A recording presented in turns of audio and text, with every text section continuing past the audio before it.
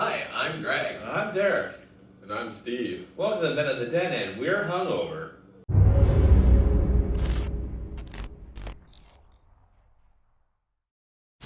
Hi everyone, welcome to another week here on the Den. So, let's talk about some shit going on in Ontario. What's the shit that's going on in Ontario? Restrictions on capacity limits are being lifted tomorrow for most businesses, which is interesting. We've maintained our numbers for probably 2 months now. How do you guys feel about the restrictions being lifted? Oh, freedom.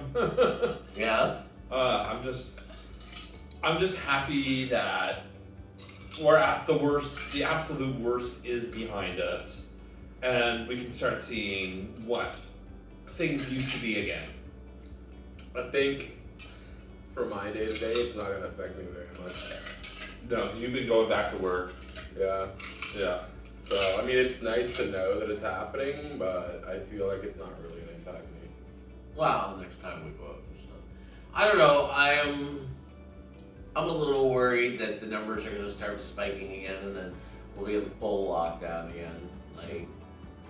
But hopefully, it seems like we've got the fourth wave in tow here, and business will be able to open up, and yeah.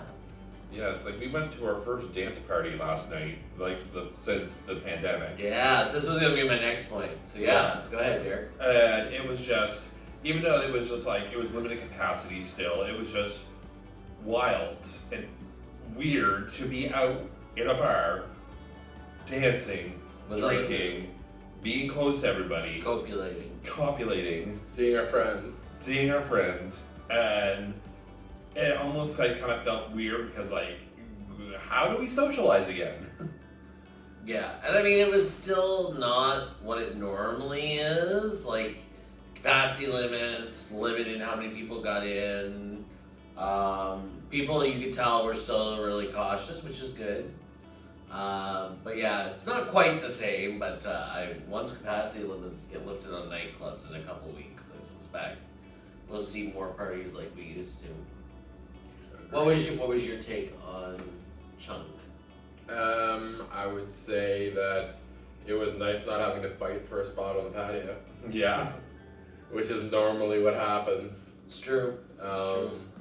So, having the lesser capacity, it sucks, I guess, for the bar and everything, but as a patron, it's kind of nice to have the extra room. That's a good point. Yeah. But I can't help but see the positive in everything, apparently, so. Mm-hmm. Let's see. Yeah, so it is Halloween month, so I've been watching some horror programming, as one does. In the last few days I've watched the I Know What You Did Last Summer series, which is currently on Amazon, and the first episode of Chucky, the Child's Play series that is on Showcase. Oh, we also seen Halloween Kills on Friday night, so we've seen a lot this weekend. So I Know What You Did Last Summer, really good take on the story. They switched it up, switched the characterization. I'm liking it. Chucky, I love that they've made Chucky like an anti-hero. We were watching it and it's very LTGB focused, which is really cool. And they make you hate all the characters that inevitably Chucky is going to kill. So You're excited for that. I am excited to see these people get slaughtered. And how did you think of Halloween Kills? So, as a person who has been a fan of the Halloween franchise, things I liked about it were they did pay a lot of fan service to people who have followed the series from the original. Even as much as to throw the Halloween 3 Silver Shamrock masks in the movie in one scene. Just kind of as an Easter egg. So I appreciate the fan service. That's probably where it ends though. For me, I was with it from the start. I was like, man, I can't believe this movie is getting bad ratings. It's so great. And then there's one scene, I won't go into details and no spoilers, there's one scene about halfway through the movie that was so incredibly poorly done and overwrought that I just got bored completely, and Really had a difficult time getting back in from there. for the rest of the movie. Yeah, it was such a long scene too, and like, ugh, it just took away from the entire movie. Like by the time everything was back to the story, it was just like I've lost interest. Yeah. So the negatives. So I'm a gore like horror. You like fan. Saw, you like Hostel. Yeah, I like the gore. This for me, they went too gory and It made it cheesy. It made it cheesy. It didn't need the gore that was in it. And not to mention the body count was very high in this one. Which I don't think... It was called Halloween Kills. But it really didn't require all of that. That much killing. That much killing. It took away from the suspense of Michael Myers because he was just always killing people. Like, He didn't do enough stalking. and there was exactly that's what was missing. You're It was all right. killing and no stalking. Right? The anticipation with the original Halloween movies was the stalking and then he killed them. But there wasn't that. It was just boom, dead. You know, oh no, a wife watched her husband die. Like it was a little much. And then everything that they did for fan service, well, they kind of killed the fan service at the end, and I won't go into too much detail. Yeah. I'm looking forward to the remake of Halloween 3 Season of the Witch. There you But go. instead of a TV show, it's like a social media site.